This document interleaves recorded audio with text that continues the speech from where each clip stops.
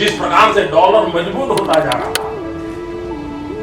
रुपया कमजोर होता जा रहा है, विश्व व्यापार में भारत टिक नहीं पाएगा।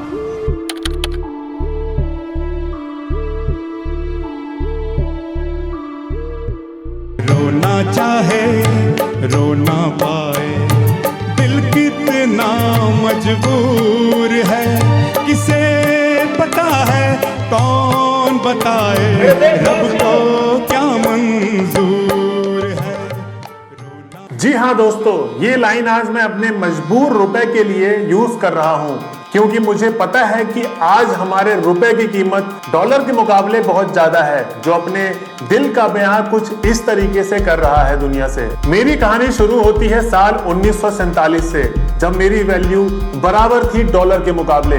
उसके बाद से मेरी वैल्यू गिरती ही चली गई। आज गिरते गिरते 82.84 पैसे पहुंच गई है, यानी $1 82 रुपए 84 पैसे का है। मेरे गिरने के बहुत सारे कारण हैं। कैसे नहीं होता मित्रों, मैं शासन में बैठा हूं, मुझे मालूम है इस प्रकार से रुपया इतनी तेजी से गिर नहीं सकता। अरे अगर नेपाल का रुपया नहीं गिरता है, बांग्लादेश की करेंसी नहीं गिरती है, पाकिस्तान की करेंसी नहीं गिरती, श्रीलंका की करेंसी नहीं गिरती, क्या कारण है हिंदुस्तान का रुपया पतला होता जा रहा है? ये जवाब देना पड़ेगा आपको। देश आपसे जवाब मांग रहा है। इस वीडियो के जरिए मैं आपको डिटेल में बताना चाहूंगा कि कैसे आज रुपए की कीमत दिन ब दिन गिरते जा रही है। रुपए और डॉलर के इस गिरते कहानी को समझने के लिए आपको रुपए को समझना होगा कि रुपए है क्या। इंडियन रुपीस एक सेंट्रलाइज करेंसी है इंडिया की, जिसे मॉनिटर एंड कंट्रोल किया जाता है रिजर्व बैंक ऑफ इंडिया के द्वारा। ₹1 बनता है 100 पैसे को मिलाकर। फिलहाल ₹1 का सिक्का इंडिया में यूज होने वाली करेंसी का सबसे छोटा वैल्यू है। रुपए की देख रेख यानी management reserve bank of India act 1934 के थ्रू की जाती है। लोग रुपए को इंडियन करेंसी से जानते हैं, जिसको INR भी कहते हैं। 2010 में मुझे एक नई आधिकारिक सिंबल की पहचान मिली, जो ये थी। ये मार्क हिंदी व्यंजन रा और लैटिन के बड़े लेटर R को जोड़ता है। हालांकि चिन्ह के ऊपर पर parallel line national try colour flag को शो करता है। वहीं इसके अलावा RBI मेरा 10, 20, 50, 100, 200, 500 और 2000 रुपए के करेंसी के नोट छापता है, और सिक्के में 1, 2, 5, 10, 20 के रूप में मुझे देश में एक्सचेंज के तौर पे यूज करता है। अब आपने रुपए को तो जान लिया, अब रुपए के कॉम्पिटिटर US डॉलर को भी जान लेते हैं। उसके बाद आपको मेरी गिरने की कहानी अच्छे से समझ पाएंगे।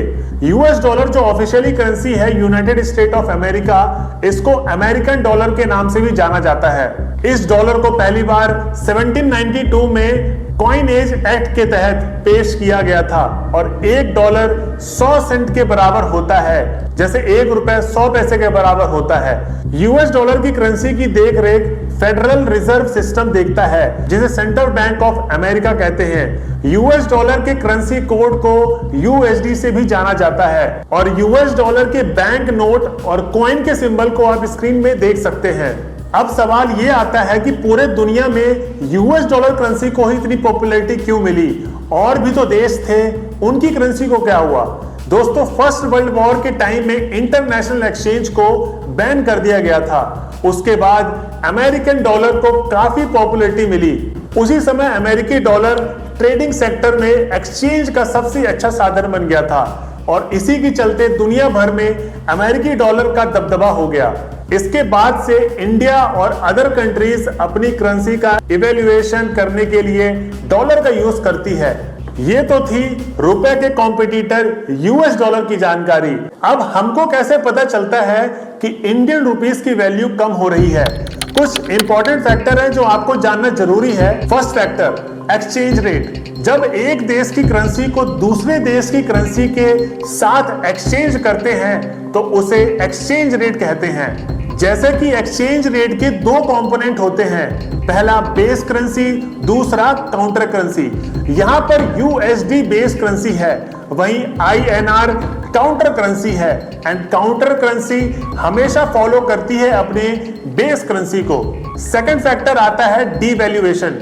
इसका मतलब है कि अमेरिकन डॉलर के रिलेशन में दूसरे कंट्री की करेंसी की वैल्यू कम होना, या अगर दूसरे शब्दों में समझा जाए तो कंट्री अपनी करेंसी को कमजोर कर देता है और इसका रिजल्ट ये होगा कि फॉरेन एक्सचेंज मार्केट में उसकी करेंसी कमजोर हो जाएगी। अब चलिए जानते हैं क्या है कहानी रुपए के गिरने की। डॉलर के मुकाबले रुपए की कीमत लगातार गिरती ही जा रही है, जो 82 रुपए से भी ज्यादा हो चुकी है। ऐसे में रुपए की गिरावट का सबसे ज्यादा इंपैक्ट शेयर बाजार पर होता है और देखने को भी मिल ही रहा है। जरा सोचिए, अगर ऐसा हुआ कि रुपए और गिर के आने वाले टाइम में तो क्या होगा। पहले से ही ऑल टाइम अपने लो पे चल रहा है, मतलब 76 सालों में सबसे कमजोर है रुपए इस समय इंडिया का। अब आप में से बहुत से लोग सोच रहे होंगे कि रुपए के गिरने से इंडिया की इकोनॉमी में क्या इंपैक्ट आएगा। अब अगर हमारा देश अमेरिका से फिर किसी और देश से गुड्स इंपोर्ट करता है तो उसमें हमारे देश को पेमेंट ज्यादा करना होगा, क्योंकि हमको पेमेंट रुपए में नहीं बल्कि डॉलर में करना होता है। और $1 कितना है? 82 रुपए से ज्यादा। और इससे क्या होगा, हमारा जो फॉरेन करेंसी का भंडार है वो पहले के मुकाबले अब कम हो जाएगा। ऊपर से हमारा देश इंपोर्ट ज्यादा करता है, एक्सपोर्ट कम, और जो हम एक्सपोर्ट करते हैं उसमें भी हमें कम फॉरेन करेंसी आएगी, क्योंकि हमारी करेंसी वीक है। तो यूएसए अगर चाहे हमसे सामान लेने के तो वो कम पैसा देकर ज्यादा सामान खरीद सकता है। अब आपने देखा होगा जैसे इंडिया के लोग बाली और वियतनाम बहुत घूमने जाते हैं, क्योंकि यहाँ की इंडियन रुपीस के मुकाबले वहां की करेंसी बहुत ज्यादा कमजोर है। बट अगर हमको US, England, Russia, Dubai, Australia इन जगहों में घूमने जाना पड़े तो हमें ज्यादा पैसे पे करना होगा, इसलिए वहां पर बहुत कम लोग जाते हैं। एक केस स्टडी के थ्रू समझते हैं। मान लीजिए हमारे देश को कोई सामान इंपोर्ट करने में $1 लाख चुकाना पड़े तो हम कितना पेमेंट करेंगे। हम 2022 और 2023 के साल के हिसाब से अगर कंपेयर करें तो पहले हमारे देश को कितना पेमेंट करना होता था और अब कितना पेमेंट करना होगा सामान खरीदने में। लास्ट ईयर अगस्त 2022 की शुरुआत में $1 78 रुपए का था, यानी तब हमें इस इंपोर्ट के लिए 78 लाख रुपीस चुकाना पड़ता। लेकिन आज की तारीख में रुपए की वैल्यू 82 रुपए हो गई है। ऐसे में हमें उसी सामान के लिए अब 78 लाख रुपीस के बदले 82 लाख रुपए चुकाना पड़ रहा है, यानी 4 लाख रुपए का नुकसान। ये फिगर तो मैंने सिर्फ $1 के हिसाब से निकाला है, जबकि इंपोर्ट के आंकड़े लाखों करोड़ों डॉलर में होते हैं। अब सवाल ये उठता है, जब भारत को इतना ज्यादा नुकसान हो रहा है, क्यों रुपए इतनी तेजी से नीचे गिरता जा रहा है? इसमें मार्केट के एक्सपर्ट का क्या कहना है वो भी आइए चलिए जानते हैं। पहला, डोमेस्टिक टर्नओवर का निराशाजनक परफॉर्मेंस। दूसरा, कच्चे तेलों की कीमत तेजी से बढ़ती जा रही है।